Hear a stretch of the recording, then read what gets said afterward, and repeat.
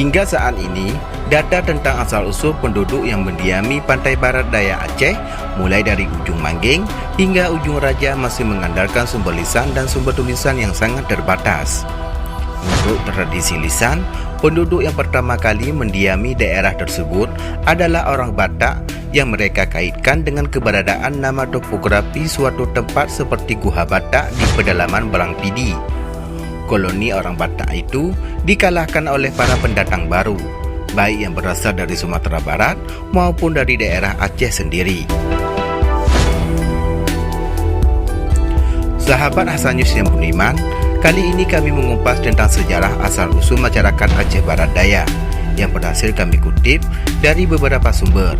Subscribe video ini, like dan share, biar sejarah Aceh lebih terpandang di mata dunia.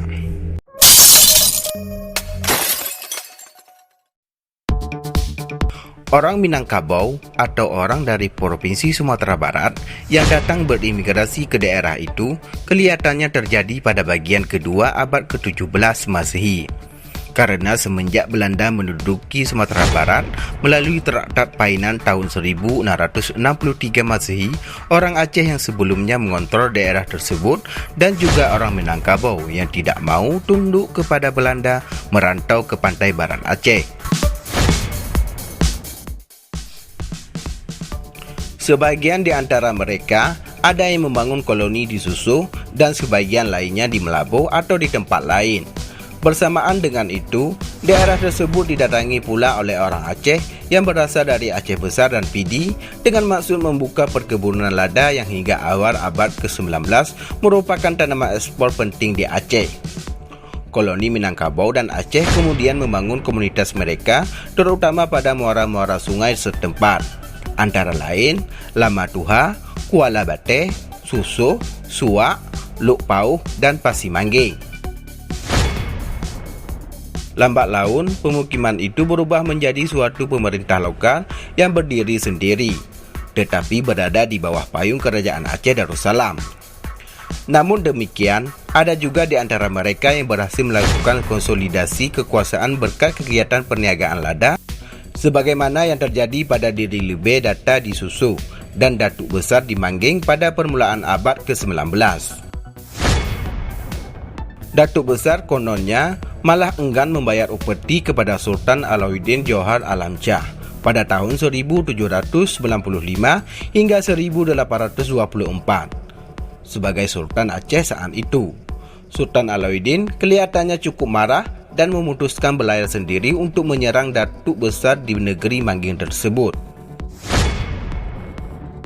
Pada saat itu, misi dagang Inggris, Amerika dan Belanda begitu leluasa memasuki pelabuhan-pelabuhan di pantai barat daya pada permulaan abad ke-19, sebagaimana yang dilakukan oleh John Anderson yang pernah menyinggahi pelabuhan Mangging, Susuh, Kuala Bateh dan Semayam. Malah pada 3 Februari 1831 telah terjadi konflik antara anak buah kapal dagang dengan Amerika Serikat, Prinsip, dengan penduduk Kuala Bateh yang bermuara pada insiden bersenjata.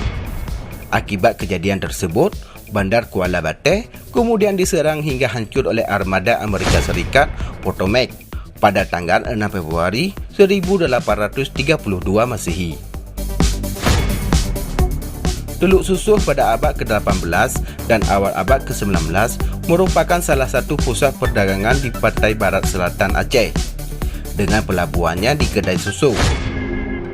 Penduduk-penduduk yang ada di Susuh kemudian menyebar di berbagai daerah di pantai barat tersebut. Hal itu seperti yang dilakukan oleh Lebeh Dafa dan Bisa Bujang, yang sudah lama menetap di Susuh kemudian pindah ke Tromon dan Singkil. Hal seperti itu juga disebutkan oleh Kapten Shening yang pernah meninjau Aceh, menyebutkan bahawa Lebeh Dafa menguasai pelabuhan di pantai selatan maupun barat Aceh seperti Singkil, Ayam Damah, Tromon, Rambung, Selekat, Susuh dan Kuala Bateh. Namun Basa Bujang dan Lebeh Dafa kemudian pindah ke Tromon yang karena kekayaannya lalu mendirikan kerajaan di Tromon. Lebeh Dafa kemudian kawin dengan putri Raja Singkil dan menjadi kaya, bahkan tidak lama setelah itu dia menjadi raja di daerah tersebut.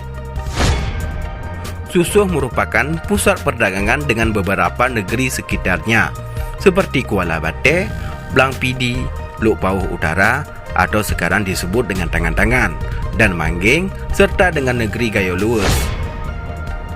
Dengan demikian, dapat dikatakan bahawa Susuh pada waktu itu merupakan mata rantai perniagaan di pantai barat daya Aceh.